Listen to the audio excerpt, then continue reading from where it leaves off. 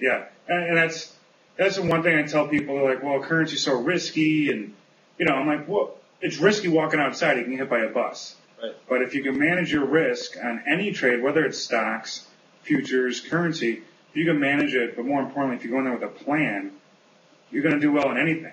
Well, I think the bigger thing for me when it comes to futures and Forex is their markets are open much wider and longer. I mean, they really don't close.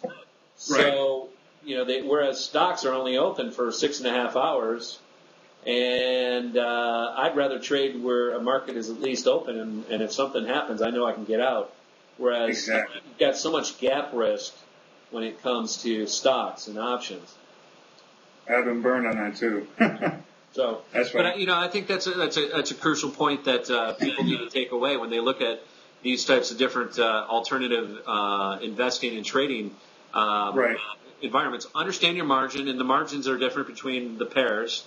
Understand what each pip is worth. I mean, you should sit down and do, walk through in your head. If I lose 100 pips, I'm down this. If I lose 50 pips, and then take a look at what the ranges are for each of these. As you said, some of these exotics are really wide, some of them are really tight, and the tight ones can end up costing you just as much as the wide ones.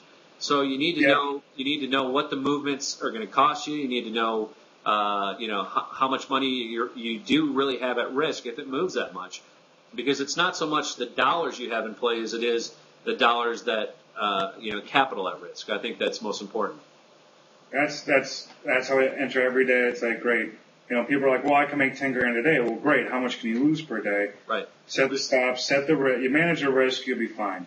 What's your risk reward? You want to make 10 pips, what are you willing to give up? Right. Well, let me ask you this. Do you risk more than you're willing, not willing, but is your risk wider than your profit side sometimes?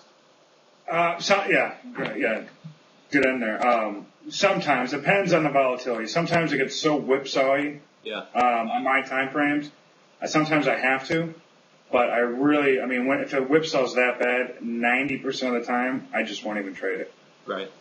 So, but yeah, no, to be honest with you, if I'm looking for 40 pips in a trade, I'll probably have a stop at 15 pips, maybe 20, depending on what the day's like. So.